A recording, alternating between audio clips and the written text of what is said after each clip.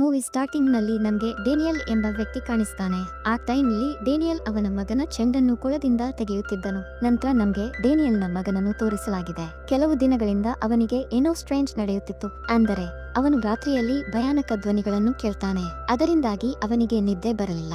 ಈ reason ದಿಂದಾಗಿ Daniel ಮಗನ ಸ್ವಭಾವವು ಬದಲಾಗುತ್ತಿತ್ತು. ಅವನು ಮೌನವಾಗಿರುತ್ತಾನೆ ಮತ್ತು ಅವನ ಹೆತ್ತವರೊಂದಿಗೆ ಅವನ ನಡವಳಿಕೆಯು ಉತ್ತಮವಾಗಿಲ್ಲ. ತಮ್ಮ ಮಗನ ಕಂಡೀಷನ್ ಅನ್ನು ನೋಡಿದ ನಂತರ ಅವನ ಪೇರೆಂಟ್ಸ್ ಫಿಸಿಯಾಟ್ರಿಸ್ಟ್ ಅನ್ನು ಕಾಲ್ ಮಾಡ್ತಾರೆ. ಆ ಡಾಕ್ಟರ್ನು ಡೇನಿಯಲ್ ನ ಮಗನೊಡನೆ ಮಾತಾಡ್ತಾನೆ. ನಂತರ ಆ ಹುಡುಗ ರಾತ್ರಿಯಲ್ಲಿ ಕೇಳುವ ಆ ಧ್ವನಿಗಳ ಬಗ್ಗೆ ಡಾಕ್ಟರಿಗೆ ಹೇಳ್ತಾನೆ. ಡೇನಿಯಲ್ ಅವರ ಮಗ ಹೇಳುವಂತೆ ಧ್ವನಿಗಳು ನನ್ನನ್ನು ಡ್ರಾಯಿಂಗ್ ಬರೆಯಲು ಮತ್ತು ಫೋಟೋವನ್ನು ಮಾಡಲು ಕೇಳುತ್ತವೆ. ಈ ಸಬ್ಜೆಕ್ಟ್ಗಳು ಆ ಡಾಕ್ಟರಿಗೆ ಸ್ಟ್ರೇಂಜ್ ಎನಿಸುತ್ತದೆ. ಆ ಡಾಕ್ಟರ್ ಅವನ ಪೇರೆಂಟ್ಸ್ಗೆ ಹೇಳ್ತಾನೆ, ಇವು ಕೇವಲ ಅವನ ನಂಬಿಕೆಯ ಆಲೋಚನೆಗಳು, ಇದಕ್ಕಿಂತ ಬೇರೇನೂ ಇಲ್ಲ. ಇತ್ತೀಚೆಗೆ ನೀವು ಹೊಸ ಮನೆಗೆ ಶಿಫ್ಟ್ ಆಗಿದ್ದೀರಿ, ಅದಕ್ಕಾಗಿಯೇ ನಿಮ್ಮ ಮಗು ಒಬ್ಬಂಟಿಗನಾಗಿದೆ. ಇಷ್ಟೆಲ್ಲ ಹೇಳಿದ ನಂತರ ಡಾಕ್ಟರು ಅಲ್ಲಿಂದ ಹೊರಟು ಹೋಗ್ತಾರೆ. ಆದ್ರೆ ಆ ಡಾಕ್ಟರ ಕಾರಿನಿಂದ ಸ್ಟ್ರೇಂಜ್ ಆದ ಧ್ವನಿಗಳು ಬರ್ತವೆ. ಇನ್ನೊಂದು ಕಡೆ ಡೇನಿಯಲ್ ನ ಮಗ ಡ್ರಾಯಿಂಗ್ ಮಾಡುತ್ತಿದ್ದ. ಚಾಲನೆ ಮಾಡುವಾಗ ನೊಣವು ಡಾಕ್ಟರ ಕಿವಿಗೆ ಹೋಗುತ್ತದೆ. ಈ ರೀಸನ್ ದಿಂದಾಗಿ ಡಾಕ್ಟರು ಕಿರಿಕಿರಿಯನ್ನು ಅನುಭವಿಸುತ್ತಾರೆ. ಆಗ ಡಾಕ್ಟರ ಕಣ್ಣಲ್ಲಿ ನೀರು ತುಂಬಿತ್ತು. ಅವಳ ಕಂಡೀಷನ್ ಹದಗೆಡುತ್ತದೆ. ಇದರ ನಡುವೆ ಕಾರು ಅದರ ಬ್ಯಾಲೆನ್ಸ್ ಅನ್ನು ಕಳೆದುಕೊಳ್ಳುತ್ತದೆ. ಆ ಕಾರು ಮರದಿಂದ ಕುಸಿದು ಬಿದ್ದಿದೆ. ಮರದ ಕೊಂಬೆಯೊಂದು ಆ ಡಾಕ್ಟರ್ನ ಬಾಯಿಗೆ ಇರಿಯುತ್ತದೆ ಮತ್ತು ಆ ಡಾಕ್ಟರ್ ಕೆಟ್ಟದಾಗಿ ಸಾಯ್ತಾನೆ. ಅವಳು ಸತ್ತಾಗ ಆ ನೊಣ ಅವಳ ಕಿವಿಯಿಂದ ಹೊರಡುತ್ತದೆ. ನಂತರ ಅದು ಹಾರುತ್ತದೆ. ಡೇನಿಯಲ್ ಅವರ ಮಗ ಕೂಡ ಅವನ ಫೋಟೋವನ್ನು ಪೂರ್ಣಗೊಳಿಸಿದನು. ಅವರು ಬಿಡಿಸಿದ ಚಿತ್ರಕಲೆಯಲ್ಲಿ ಮರದ ಕೊಂಬೆಗಳು ಬ್ಲಡ್ ಸುರಿಯುತ್ತಿರುವುದನ್ನು ತೋರಿಸಲಾಗಿದೆ. ಗೋಡೆಯ ಸಣ್ಣ ಭಾಗದಲ್ಲಿ ಅನೇಕ ನೊಣಗಳು ಇರುವುದನ್ನು ಆ ಮಗುವಿನ ಫಾದರ್ ಡೇನಿಯಲ್ ನೋಡ್ತಾನೆ. ಡೇನಿಯಲ್ ನೊಣಗಳಿಂದ ಕಿರಿಕಿರಿಗೊಂಡನು ಮತ್ತು ಅವನು ಅವುಗಳನ್ನು ಸ್ಪ್ರೇನೊಂದಿಗೆ ಹಾರಲು ಪ್ರಯತ್ನಿಸುತ್ತಿದ್ದನು. ಆದ್ರೆ ನಂತರ ಡೇನಿಯಲ್ ಮಗ ಅವನನ್ನು ಕಾಲ್ ಮಾಡ್ತಾನೆ. ಫಾದರ್ ಬಂದು ನನಗೆ ಹೆಲ್ಪ್ ಮಾಡು ಎನ್ನುತ್ತಾರೆ. ಪ್ಲೀಸ್ ಪೂಲ್ನಿಂದ ಚೆಂಡನ್ನು ಹೊರತೆಗೆಯಿರಿ. ನಂತರ ಡೇನಿಯಲ್ ಅವನ ಮಗನ ಚೆಂಡನ್ನು ಹೊರತೆಗೆಯುತ್ತಾನೆ. ಅದರೊಂದಿಗೆ ಅವನು ಅವನ ಮಗನನ್ನು ಈಗ ಕೊಳದ ಬಳಿಗೆ ಹೋಗಬೇಡ ಅಂತ ಕೇಳ್ತಾನೆ. ಆಗ ಡೇನಿಯಲ್ ನ ಹೆಂಡತಿ ಅವನ ಮಗನನ್ನು ಸ್ನಾನಕ್ಕೆ ಕಾಲ್ ಮಾಡ್ತಾಳೆ. ಆ ಮಗು ವಾಕಿಟಾಕಿಯಿಂದ ವಾಶ್ರೂಮ್ ನಲ್ಲಿ ಸ್ಟ್ರೇಂಜ್ ಆದ ಧ್ವನಿಗಳನ್ನು ಕೇಳುತ್ತಿತ್ತು. ಅದರ ನಂತರ ಆ ಮಗು ಅವನ ಫಾದರ್ ಅವನನ್ನು ಪ್ರೀತಿಸುವುದಿಲ್ಲ ಅಂತ ಅವನ ತಾಯಿಯನ್ನು ಕೇಳುತ್ತದೆ. ಅವನು ನನ್ನನ್ನು ದ್ವೇಷಿಸ್ತಾನೆ, ಅದರ ಮೇಲೆ ಯಾವುದೇ ಮಗ ಅಂತಹ ಏನೂ ಇಲ್ಲ ಅಂತ ಅವನ ಮಾಮ್ ಉತ್ತರಿಸ್ತಾಳೆ. ನಿನ್ನ ಫಾದರ್ ನಿನ್ನನ್ನು ತುಂಬಾ ಪ್ರೀತಿಸ್ತಾರೆ. ರಾತ್ರಿಯಲ್ಲಿ ಡೇನಿಯಲ್ ನ ಹೆಂಡತಿ ಡ್ಯಾನಿಯಲ್ಗೆ ಕೇಳುತ್ತಾಳೆ, ನೀವು ಮಗುವಿಗೆ ಏನೋ ಹೇಳಿದ್ದೀರಾ? ಅದರ ಮೇಲೆ ಇಲ್ಲ, ನಾನು ಏನನ್ನು ಹೇಳಲಿಲ್ಲ ಅಂತ ಡೇನಿಯಲ್ ಹೇಳ್ತಾರೆ. ಇಲ್ಲಿ ಡೇನಿಯಲ್ ಅವನ ಮಗ ಅವನ ತಾಯಿಗೆ ಏನೋ ಹೇಳಿದನೆಂದು ತಿಳಿದುಕೊಳ್ಳುತ್ತಾನೆ. ಅದಕ್ಕಾಗಿಯೇ ಅವನು ಅವನ ಹೆಂಡತಿಗೆ ಅರ್ಥ ಮಾಡಿಕೊಳ್ಳಲು ಪ್ರಯತ್ನಿಸುತ್ತಾನೆ. ನಮ್ಮ ಮಗ ಒಂಟಿಯಾಗಿದ್ದಾನೆ, ಅದಕ್ಕೆ ಈ ರೀತಿ ವರ್ತಿಸುತ್ತಿದ್ದಾನೆ. ಯಾರಾದರೂ ಸ್ಕೂಲ್ನಲ್ಲಿ ಅವನ ಫ್ರೆಂಡ್ ನಾದರೆ ಅವನು ಸಾಮಾನ್ಯನಾಗಿರುತ್ತಾನೆ. ಮಧ್ಯರಾತ್ರಿಯಲ್ಲಿ ಕೊಳದ ಬಳಿಯಿಂದ ಕೆಲವು ಭಯಾನಕ ಮತ್ತು ಸ್ಟ್ರೇಂಜ್ ಆದ ಧ್ವನಿಗಳು ಬರುತ್ತಿದ್ದವು. ಅದರ ರೀಸನ್ ದಿಂದಾಗಿ ಡೇನಿಯಲ್ ಎಚ್ಚರಗೊಳ್ಳುತ್ತಾನೆ. ಅವನು ಗೇಟ್ ಮುಚ್ಚಲು ಹೋಗ್ತಾನೆ. ಆದ್ರೆ ಡೇನಿಯಲ್ ಹೊರಟು ಹೋದಾಗ ಅವನ ಮಗ ವಾಕಿ ಟಾಕಿಯಲ್ಲಿ ಯಾರೊಂದಿಗಾದರೂ ಮಾತನಾಡುತ್ತಿರುವುದನ್ನು ಅವನು ನೋಡ್ತಾನೆ. ಆ ಮಗುವಿನ ರೂಮ್ ನಲ್ಲಿ ಸಡನ್ಲಿ ಅವನ ಆಟಿಕೆ ಆಡುತ್ತದೆ. ಆ ಮಗು ಆ ಆಟಿಕೆಯನ್ನು ಆಫ್ ಮಾಡುತ್ತದೆ. ಆದ್ರೆ ನಂತರ ಅವನು ಸ್ಕ್ರೀನ್ ನ ಹಿಂದೆ ನೋಡ್ತಾನೆ. ಸ್ಕ್ರೀನ್ ನ ಹಿಂದೆ ಯಾರೋ ನಿಂತಿದ್ದಾರೆಂದು ಅವನು ತಿಳಿದುಕೊಂಡನು. ಅದರಿಂದಾಗಿ ಅವನು ಹೆದರಿ ಮತ್ತೆ ಅವನ ಹಾಸಿಗೆಗೆ ಹೋಗ್ತಾನೆ. ಆದ್ರೆ ಆ ಮಗು ಸ್ಲೋ ಆಗಿ ಯಾರೋ ಅವನ ಕಡೆಗೆ ಹೋಗುತ್ತಿದೆ ಅಂತ ಭಾವಿಸುತ್ತದೆ. ಸಡನ್ಲಿ ಯಾರೋ ಅವನ ಮುಖವನ್ನು ಹಿಡಿದಿದ್ದಾರೆ. ಆದ್ರೆ ಇದು ಸಂಭವಿಸಿದಾಗ ಡೇನಿಯಲ್ ನ ಕೈ ಚಿತ್ರದ ಚೌಕಟ್ಟಿಗೆ ಬಡಿದು ಅದು ಕೆಳಗೆ ಬಿದ್ದು ಒಡೆಯುತ್ತದೆ. ಇದರಿಂದ ಡೇನಿಯಲ್ ನ ಕೈಗೆ ಇಂಜರ್ಡ್ ಆಗಿದ್ದು ಬ್ಲಡ್ ಸ್ರಾವವಾಗತೊಡಗಿತು. ನೆಕ್ಸ್ಟ್ ಡೇ ಡೇನಿಯಲ್ ನ ಹೆಂಡತಿ ಬಂದು ನಮ್ಮ ಮಗುವನ್ನು ಸ್ಕೂಲಿಂದ ಅಮಾನತುಗೊಳಿಸಲಾಗಿದೆ ಅಂತ ಹೇಳ್ತಾರೆ. ಯಾಕಂದ್ರೆ ಅವನು ಸ್ಕೂಲ್ ನಲ್ಲಿ ಸ್ಟ್ರೇಂಜ್ ಆದ ಕೆಲಸವನ್ನು ಮಾಡಿದನು. ಅವನು ಅಲ್ಲೇ ಬೀರುವೊಂದರಲ್ಲಿ ಬಚ್ಚಿಟ್ಟು ಪ್ರಿನ್ಸಿಪಾಲರನ್ನು ಕಚ್ಚುತ್ತಾನೆ. ಹಾಗಾಗಿ ಡಾಕ್ಟರು ನಿಮ್ಮನ್ನು ಭೇಟಿಯಾಗಲು ಪ್ರತಿದಿನ ಬರ್ತಾರೆ ಅಂತ ಆಕೆಯ ಮಾಮ್ ಹೇಳ್ತಾರೆ. ಡಾಕ್ಟರು ಸತ್ತಿದ್ದಾರೆ ಅಂತ ಆ ಮಗು ಉತ್ತರಿಸುತ್ತದೆ. ಅದನ್ನು ಕೇಳಿದ ಅವನ ತಂದೆ ತಾಯಿಗಳು ನಮ್ಮ ಮಗು ಅಪ್ರಾಯೋಜಿಕವಾಗಿ ಮಾತನಾಡುತ್ತಿದೆ ಅಂತ ಭಾವಿಸಿದರು. ಆದ್ರೆ ಸ್ವಲ್ಪ ಟೈಮ್ ನಂತರ ಡೇನಿಯಲ್ ಕಾಲ್ ಸ್ವೀಕರಿಸುತ್ತಾನೆ. ಡಾಕ್ಟರು ನಿಜವಾಗ್ಲೂ ಸತ್ತಿದ್ದಾರೆ ಅಂತ ಅವರು ತಿಳಿದಿದ್ದಾರೆ. ಆದ್ರೆ ಆ ಡಾಕ್ಟರ್ ಸಾವಿನ ಬಗ್ಗೆ ಸ್ಕೂಲ್ ನಲ್ಲಿ ನಮ್ಮ ಮಗನಿಗೆ ಯಾರಾದರೂ ಹೇಳಬಹುದು ಅಂತ ಅವರು ಭಾವಿಸುತ್ತಾರೆ. ರಾತ್ರಿಯಲ್ಲಿ ಆ ಮಗು ಮತ್ತೆ ಆ ವಾಕಿ ಟಾಕಿಯಿಂದ ಕೆಲವು ಧ್ವನಿಗಳನ್ನು ಕೇಳುತ್ತಿತ್ತು. ಆ ಧ್ವನಿಗಳನ್ನು ಕೇಳುತ್ತಲೇ ಅವನು ಚಿತ್ರವನ್ನು ಮಾಡುತ್ತಿದ್ದ.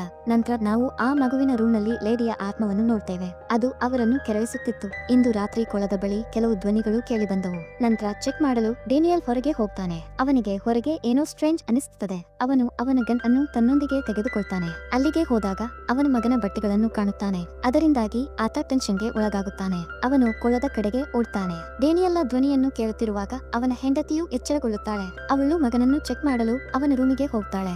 ಅಲ್ಲಿ ಅವಳು ಅವನ ಮಗನನ್ನು ಕಾಣುವುದಿಲ್ಲ. ಡೇನಿಯಲ್ ಕೊಳವನ್ನು ಸಮೀಪಿಸುತ್ತಿದ್ದಂತೆ ಅಲ್ಲಿ ಈಜುತ್ತಿದ್ದ ಅವನ ಮಗನ ನಿರ್ಜೀವ ಬಾಡಿಯನ್ನು ಅವನು ಕಂಡುಕೊಂಡನು. ಡೇನಿಯಲ್ ತಕ್ಷಣ ಅವನ ಮಗನ ಬಾಡಿಯನ್ನು ಹೊರಗೆ ತೆಗೆದುಕೊಂಡು ಹೋಗ್ತಾನೆ. ಆತನಿಗೆ ಅವನ ಮಗ ಸತ್ತನೆಂದು ತಿಳಿಯುತ್ತದೆ. ಮಗನನ್ನು ಕಳೆದುಕೊಂಡ ನಂತರ ಅವರ ಪೇರೆಂಟ್ಸ್ ದುಃಖಿತರಾಗಿದ್ರು. ನಂತರ ಅವನ ಅವನ ಮಾಮ್ ಕೆಲವು ದಿನಗಳವರೆಗೆ ಅವನ ತಾಯಿಯ ಮನೆಗೆ ಹೋಗಲು ಡಿಸೈಡ್ ಮಾಡ್ತಾಳೆ. ನಂತರ ಅವಳು ಅವನ ಸಾಮಾನುಗಳನ್ನು ಪ್ಯಾಕ್ ಮಾಡ್ತಾಳೆ.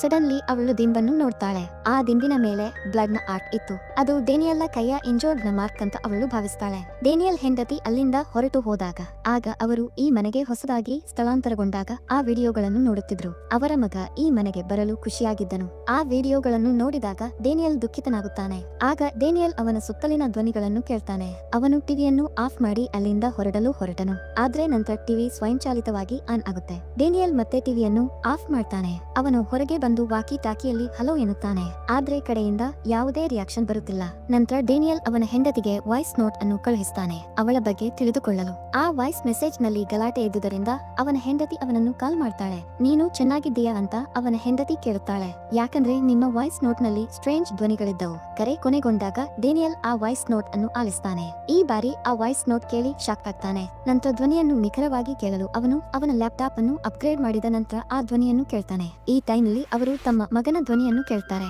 ಅವರು ಹೆಲ್ಪ್ ಕೇಳುತ್ತಿದ್ರು. ಇಲ್ಲಿ ಡೇನಿಯಲ್ ಈ ಎಲ್ಲಾ ಸಬ್ಜೆಕ್ಟ್ ಗಳನ್ನು ಪ್ಯಾರಾ ನಾರ್ಮಲ್ ಅಂತ ಅನಿಸುತ್ತದೆ. ಅವನ ಮಗನ ಸಾವಿನ ಮೊದಲು ಡೇನಿಯಲ್ ಪ್ಯಾರಾ ನಾರ್ಮಲ್ ಇನ್ವೆಸ್ಟಿಗೇಟರ್ ನ ಇಂಟರ್ವ್ಯೂ ಅನ್ನು ವೀಕ್ಷಿಸಿದನು. ನಂತರ ಅವನು ಆ ಪ್ಯಾರಾ ನಾರ್ಮಲ್ ಇನ್ವೆಸ್ಟಿಗೇಟರ್ ಅನ್ನು ಭೇಟಿಯಾಗಲು ಹೋಗ್ತಾನೆ. ಅವನು ಅವನ ಮನೆಯಲ್ಲಿ ನಡೆದ ಎಲ್ಲಾ ಇನ್ಸಿಡೆಂಟ್ ಗಳನ್ನು ಹೇಳ್ತಾನೆ. ಅವನು ಅವನ ಮಗನ ಧ್ವನಿಯ ಬಗ್ಗೆಯೂ ಹೇಳ್ತಾನೆ. ಅವರು ಆ ಪ್ಯಾರಾ ನಾರ್ಮಲ್ ಇನ್ವೆಸ್ಟಿಗೇಟರ್ ನಿಂದ ಹೆಲ್ಪ್ ಕೇಳ್ತಾರೆ. ಮೊದಲಿಗೆ ಅವನು ನಿರಾಕರಿಸ್ತಾನೆ. ಆದ್ರೆ ಡೇನಿಯಲ್ ಅವನಿಗೆ ಹೆಲ್ಪ್ ಮಾಡಲು ಒಪ್ಪಿಕೊಳ್ಳುವಂತೆ ಮಾಡ್ತಾನೆ. ನಂತರ ಆ ಪ್ಯಾರಾ ನಾರ್ಮಲ್ ಇನ್ವೆಸ್ಟಿಗೇಟರ್ ಅವನ ಮಗಳೊಂದಿಗೆ ಡೇನಿಯಲ್ ಮನೆಗೆ ಆಗಮಿಸ್ತಾನೆ. ಆ ಪ್ಯಾರಾ ನಾರ್ಮಲ್ ಇನ್ವೆಸ್ಟಿಗೇಟರ್ ನ ಮಗಳ ಹೆಸರು ರೂತ್. ಅಲ್ಲಿಗೆ ಹೋದ ನಂತರ ರೂತ್ ಇಡೀ ಮನೆಯಲ್ಲಿ ಕ್ಯಾಮೆರಾಗಳನ್ನು ಹೊಂದಿಸ್ತಾಳೆ. ನಂತರ ಎಲ್ಲಾ ಸಬ್ಜೆಕ್ಟ್ ಗಳನ್ನು ಹೊಂದಿಸಿದ ನಂತರ ಅವರು ಆ ಮನೆಯಲ್ಲಿ ಧ್ವನಿಯನ್ನು ಕೇಳಲು ಪ್ರಯತ್ನಿಸ್ತಾರೆ. ಆದ್ರೆ ರೂತ್ ರೂಮ್ ನಲ್ಲಿ ಯಾರೋ ಕುಳಿತಿರುವುದನ್ನು ನೋಡ್ತಾಳೆ. ಅದನ್ನು ಅವಳ ಫಾದರ್ ಗೆ ಹೇಳ್ತಾರೆ. ಡೇನಿಯಲ್ ಕ್ಯಾಮೆರಾದಲ್ಲಿ ತೋರಿಸುತ್ತಿದ್ದಾನೆ ಅಂತ ಅವಳು ಹೇಳ್ತಾರೆ. ಅವನನ್ನು ಹೊರಗೆ ಹೋಗಲು ಕೇಳ್ತಾನೆ. ರೂತ್ ಅವರ ಫಾದರ್ ಅವರು ಡೇನಿಯಲ್ ಆಗಲು ಸಾಧ್ಯವಿಲ್ಲ ಅಂತ ಹೇಳ್ತಾರೆ. ಯಾಕಂದ್ರೆ ಡೇನಿಯಲ್ ಹೊರಗೆ ಕುಳಿತಿದ್ದಾನೆ. ರೂತ್ ರ ಫಾದರ್ ಚೆಕ್ ಮಾಡಲು ಆ ರೂಮಿಗೆ ಹೋಗ್ತಾನೆ. ಆದ್ರೆ ಅವನು ಅಲ್ಲಿ ಯಾರನ್ನೂ ನೋಡಲಿಲ್ಲ. ಅವನು ಅವಳ ಮಗಳು ರೂತ್ ಧ್ವನಿಯನ್ನು ಕೇಳ್ತಾನೆ. ಆದಷ್ಟು ಬೇಗ ಆ ರೂಮ್ ಅನ್ನು ಬಿಟ್ಟು ಹೋಗು ಅಂತ ಫಾದರ್ ಗೆ ಹೇಳುತ್ತಿದ್ದಳು. ಏಕೆಂದ್ರೆ ಆ ಡೆವಿಲ್ ಆ ಸೋಲ್ ಅವಳ ತಂದೆಯ ಬಳಿ ಇತ್ತು. ರೂತ್ ರ ಫಾದರ್ ಗೆ ಅಲ್ಲಿ ಯಾರೂ ಕಾಣಿಸುವುದಿಲ್ಲ.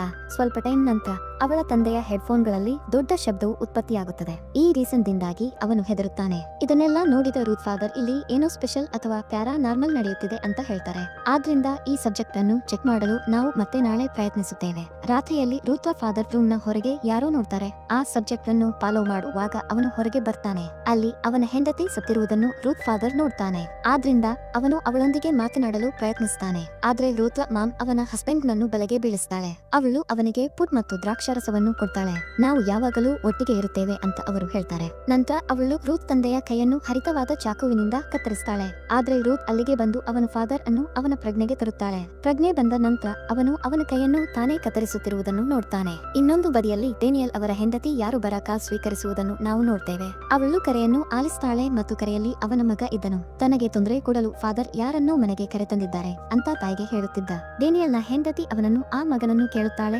ನೀವು ಈಗ ಎಲ್ಲಿದ್ದೀರಿ? ಅದರ ಮೇಲೆ ನಾನು ನನ್ನ ಹಾಸಿಗೆಯ ಕೆಳಗೆ ಅಡಗಿಕೊಂಡಿದ್ದೇನೆ ಅಂತ ಆ ಮಗು ಹೇಳುತ್ತದೆ. ಅವನ ಮಗನ ಧ್ವನಿಯನ್ನು ಕೇಳಿದ ಡೇನಿಯಲ್ ನ ಹೆಂಡತಿ ಸಾಧ್ಯವಾದಷ್ಟು ಬೇಗ ಮನೆಗೆ ಮರಳಲು ಡಿಸೈಡ್ ಮಾಡ್ತಾಳೆ. ರೂತ್ ಹೊರಗೆ ಬಂದು ನೋಡಿದಾಗ ಬೆಕ್ಕಿನ ಡೆಡ್ ಬಾಡಿಗಳು ಮರದ ಮೇಲೆ ನೇತಾಡುತ್ತಿದ್ದವು. ಡೇನಿಯಲ್ ಆ ಬೆಕ್ಕುಗಳ ಡೆಡ್ ಬಾಡಿಗಳನ್ನು ಹೂಳುತ್ತಿದ್ದಾಗ ಅವನ ಹೆಂಡತಿ ಅಲ್ಲಿಗೆ ಬರುತ್ತಾಳೆ. ಅವರು ಇಲ್ಲಿ ಏನು ಮಾಡುತ್ತಿದ್ದಾರೆ ಅಂತ ಅವಳು ಡೇನಿಯಲ್ಗೆ ಕೇಳುತ್ತಾಳೆ. ಅವರು ಇಲ್ಲಿಗೆ ಏಕೆ ಬರ್ತಾರೆ? ಒಬ್ಬ ಲೇಡಿ ಅವಳ ಹತ್ತಿರ ರೂತ್ಗೆ ಕಾಲ್ ಮಾಡ್ತಾಳೆ. ಆ ಮನೆಯ ವಾಸ್ತವವನ್ನು ಹೇಳ್ತಾರೆ. ಇದು ತುಂಬಾ ಡೇಂಜರಸ್ ಯಾದ್ರಿಂದ ಈ ಲೊಕೇಶನ್ ತೊರೆಯುವಂತೆ ಅವಳು ಕೇಳುತ್ತಾಳೆ. ಡೇನಿಯಲ್ ನ ಹೆಂಡತಿ ಅವನ ಮಗನನ್ನು ಹಾಸಿಗೆಯ ಕೆಳಗೆ ನೋಡ್ತಾಳೆ. ಸ್ವಲ್ಪ ಟೈಮ್ ನಂತರ ಡೇನಿಯಲ್ ನ ಹೆಂಡತಿ ಅವನ ಮಗನನ್ನು ನೋಡ್ತಾಳೆ. ಅವಳು ಅವನ ಮಗನ ಬಳಿಗೆ ಹೋಗುತ್ತಿದ್ದಳು. ಆದ್ರೆ ಆ ಮಗು ತಕ್ಷಣವೇ ಹಾಸಿಗೆಯ ಕೆಳಗೆ ಹೋಗುತ್ತದೆ. ಅವನ ಮಾಮ್ ಹಾಸಿಗೆಯ ಕೆಳಗೆ ನೋಡಿದಾಗ ಅವಳು ಹಾಸಿಗೆಯ ಇನ್ನೊಂದು ಬದಿಯಲ್ಲಿರುವ ಯಾರೊಬ್ಬರ ಕಾಲುಗಳನ್ನು ನೋಡ್ತಾಳೆ. ಆ ಕಾಲುಗಳು ಈಗ ಹಾಸಿಗೆಗೆ ಬರುತ್ತಿದ್ದವು. ಆದ್ರೆ ಅವಳು ಹಾಸಿಗೆಯ ಮೇಲೆ ನೋಡಿದಾಗ ಯಾರೂ ಇರಲಿಲ್ಲ. ಈ ರೀಸನ್ ದಿಂದಾಗಿ ಡೇನಿಯಲ್ ನ ಹೆಂಡತಿ ಭಯಪಡ್ತಾಳೆ. ಅದಕ್ಕಾಗಿಯೇ ಅಲ್ಲಿಂದ ತಪ್ಪಿಸಿಕೊಳ್ಳಲು ಪ್ರಯತ್ನಿಸ್ತಾಳೆ. ಆದ್ರೆ ನಂತರ ಅವಳು ಅವನ ಹಿಂದೆ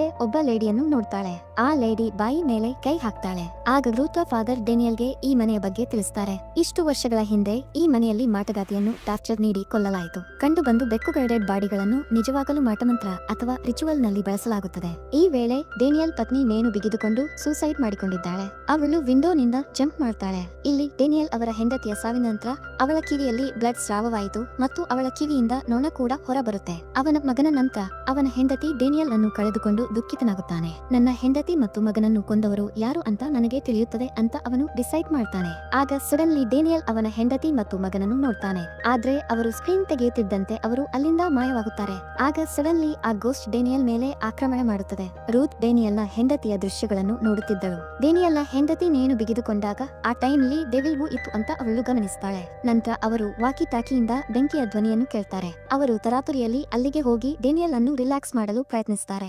ಆಗ ರೂತ್ ಫಾದರ್ ಡೇನಿಯಲ್ಗೆ ಮಾಟಗಾತಿಯನ್ನು ಇಲ್ಲಿ ಈ ಮನೆಯ ಕೆಳಗೆ ಟಾರ್ಚರ್ ನೀಡಲಾಯಿತು ಅಂತ ಹೇಳ್ತಾನೆ. ಅದರ ಮೇಲೆ ಆ ಲೊಕೇಶನ್ಗೆ ಹೋಗುವ ದಾರಿ ನನಗೆ ತಿಳಿದಿದೆ ಅಂತ ಡೇನಿಯಲ್ ಹೇಳ್ತಾರೆ. ನೊಣಗಳು ಇದ್ದ ಗೋಡೆಯನ್ನು ಡೇನಿಯಲ್ ಒಡೆಯುತ್ತಾನೆ. ಗೋಡೆಯನ್ನು ಒಡೆದ ನಂತರ ಅವರು ಅಲ್ಲಿ ಸೀಕ್ರೆಟ್ ಸ್ಥಳವನ್ನು ನೋಡ್ತಾರೆ. ಮಾಟಗಾತಿಯ ಅಸ್ಥಿಪಂಜರವು ಇತ್ತು. ಆ ಅಸ್ಥಿಪಂಜರವನ್ನು ಮುಟ್ಟಿದ ನಂತರ ಆ ಮಾಟಗಾತಿಯನ್ನು ಹೇಗೆ ಹಿಂಸಿಸಲಾಗುತ್ತಿದೆ ಅಂತ ರೂತ್ನ ಫಾದರ್ಗೆ ತಿಳಿಯುತ್ತದೆ. ನಂತರ ಅವರು ಆ ಮಾಟಗಾತಿಯ ಅಸ್ಥಿಪಂಜರವನ್ನು ಸುಡಲು ಡಿಸೈಡ್ ಮಾಡ್ತಾರೆ. ರೂತ್ ಫಾದರ್ ಆ ಅಸ್ಥಿಪಂಜರದ ಮೇಲೆ ಪೆಟ್ರೋಲ್ ಎರಚುತ್ತಾನೆ. ಅವನು ರೂತ್ವನ್ನು ಹೊರಗೆ ಕಾಯುವಂತೆ ಕೇಳ್ತಾನೆ. ಆದ್ರೆ ಅವನು ಭೂಗತವಾಗುತ್ತಿದ್ದಂತೆ ಬ್ಯಾಟರಿ ಕೆಲಸ ಮಾಡುವುದನ್ನು ನಿಲ್ಲಿಸಿತು. ಆ ಮಾಟಗಾತಿ ರೂತ್ ತಂದೆಯ ಮೇಲೆ ಆಕ್ರಮಣ ಮಾಡ್ತಾಳೆ. ರೂತ್ ಅನೇಕ ಬಾರಿ ಅವಳ ಫಾದರ್ಗೆ ಕಾಲ್ ಮಾಡಿದರೂ ಒಳಗಿನಿಂದ ಯಾವುದೇ ಧ್ವನಿ ಬರುವುದಿಲ್ಲ.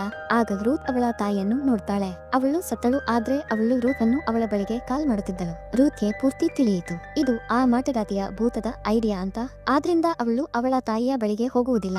ಇದರಿಂದ ಆಕೆಯ ಮಾಮ್ ಅಲ್ಲಿಂದ ನಾಪತ್ತೆಯಾಗುತ್ತಾಳೆ. ಅದರ ನಂತರ ಮಾಟಗಾತಿ ಅವಳ ಒರಿಜಿನಲ್ ಗೆಟಪ್ಗೆ ಬಂದು ರೂತ್ನನ್ನು ಹೆದರಿಸಲು ಸ್ಟಾರ್ಟ್ ಮಾಡ್ತಾಳೆ. ಡೇನಿಯಲ್ ಪೆಟ್ರೋಲ್ಗಾಗಿ ಹುಡುಜಂಗಲ್ ತಿದ್ದ. ನಂತರ ಅವನು ಅವನ ಹೆಂಡತಿ ಮತ್ತು ಮಗನನ್ನು ನೋಡ್ತಾನೆ. ಅವರು ಡೇನಿಯಲ್ ಅವರನ್ನು ಕೇಳ್ತಾರೆ. ಅವನು ಅವರೊಂದಿಗೆ ವಾಸಿಸ್ತಾನೆ. ಅದನ್ನು ಕೇಳಿದ ಡೇನಿಯಲ್ ಅವರನ್ನು ತಬ್ಬಿಕೊಳ್ತಾನೆ. ಮಗ ಅಲ್ಲ, ಅದು ಮಾಟಗಾತಿ ಮತ್ತು ಅವನು ಮಾಟಗಾತಿಯನ್ನು ತಬ್ಬಿಕೊಂಡನು. ಅದು ಮಾಟಗಾತಿಯ ಟ್ರಿಕ್ ಆಗಿತ್ತು. ಡೇನಿಯಲ್ ಮಾಟಗಾತಿಯಿಂದ ಸಿಕ್ಕಿಬಿದ್ದ. ಅದಕ್ಕಾಗಿಯೇ ಅವನ ಮೇಲೆ ಪೆಟ್ರೋಲ್ ಎರಚಿಕೊಳ್ತಾನೆ. ತಾನು ಬೆಂಕಿ ಹಚ್ಚಿಕೊಳ್ಳಲು ಮುಂದಾಗಿದ್ದ.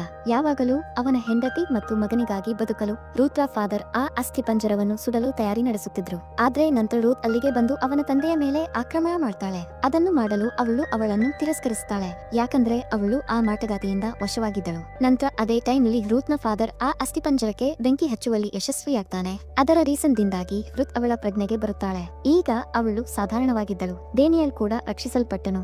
ಈಗ ಎಲ್ಲವೂ ಸಹಜವಾಗಿತ್ತು. ಡೇನಿಯಲ್ ಅವನ ಮಗ ಮಾಡಿದ ಫೋಟೋವನ್ನು ನೋಡುತ್ತಿದ್ದನು. ಪ್ರತಿಯೊಬ್ಬರ ಸಾವಿನ ವಿಧಾನವನ್ನು ಈಗಾಗಲೇ ನಿರ್ಧರಿಸಲಾಗಿದೆ ಅಂತ ಅವನು ನೋಡ್ತಾನೆ. ಒಬ್ಬ ವ್ಯಕ್ತಿಯು ಹೇಗೆ ಸಾಯ್ತಾನೆ. ಡ್ರಾಯಿಂಗ್ ನೋಡುವಾಗ ಡೇನಿಯಲ್ ಏನೋ ನೆನಪಾಗುತ್ತಾನೆ. ಧ್ವನಿ ಕೇಳಿದಾಗ ಆ ರಾತ್ರಿ ನೆನಪಾಗುತ್ತದೆ. ತನಗೂ ನೊಣ ಬಂದಿತ್ತು ಅಂತ ನೆನಪಿಸಿಕೊಳ್ತಾರೆ. ಅವನು ಅವನ ಮಗನನ್ನು ಕೊಳದಲ್ಲಿ ಮುಳುಗಿಸುವಾಗ ಕೊಂದನು. ಅವನು ಮಲಗಿದಾಗ ಆ ನೊಣ ಅವನ ಕಿವಿಯಿಂದ ಹೊರಬಂದಿತು ಮತ್ತು ಆ ದಿಂಬಿನ ಮೇಲೆ ಒಂದು ಹನಿ ಬ್ಲಡ್ ಬಿದ್ದಿತು. ಅದು ಅವನ ಇಂಜೋರ್ಡ್ ನ ಬ್ಲಡ್ ಅಂತ ಅವನ ಹೆಂಡತಿ ಯೋಚಿಸುತ್ತಿದ್ದಳು. ಇದೆಲ್ಲ ತಿಳಿದ ನಂತರ ಡೇನಿಯಲ್ ದುಃಖಿತನಾಗುತ್ತಾನೆ. ಅವನು ದುಃಖಿತನಾಗಿದ್ದನು ಮತ್ತು ತಾನು ಮಾಡಿದ್ದಕ್ಕಾಗಿ ಪಶ್ಚಾತ್ತಾಪ ಪಡುತ್ತಿದ್ದನು. ಅದಕ್ಕಾಗಿಯೇ ಅವರು ಕೊಳದ ಬಳಿ ಹೋಗಿ ಬಂದೂಕಿನಿಂದ ಗುಂಡು ಹಾರಿಸಿಕೊಂಡು ಸೂಸೈಡ್ ಮಾಡಿಕೊಂಡಿದ್ದಾರೆ. ಡೇನಿಯಲ್ ನ ಮಗ ಅವನ ತಂದೆಯ ವಿಧಾನವನ್ನು ಮತ್ತು ಅವನ ಸ್ವಂತ ಸಾವಿನ ವಿಧಾನವನ್ನು ಈಗಾಗಲೇ ಚಿತ್ರಿಸಿದ್ದಾನೆ ಅಂತ ಇಲ್ಲಿ ನಾವು ತಿಳಿದುಕೊಳ್ಳುತ್ತೇವೆ. ನಂತರ ನಾವು ಮಾಟಗಾತಿ ಡೇನಿಯಲ್ ನೋಡಿದ ನೋಡಿ ಅಂದರೆ ಅದು ಸತ್ತಿರಲಿಲ್ಲ, ಇನ್ನು ಜೀವಂತವಾಗಿತ್ತು. ಅವರು ಆ ಮಾಟಗಾತಿಯನ್ನು ಮುಗಿಸಲು ಸಾಧ್ಯವಾಗಲಿಲ್ಲ ಎಂದರ್ಥ.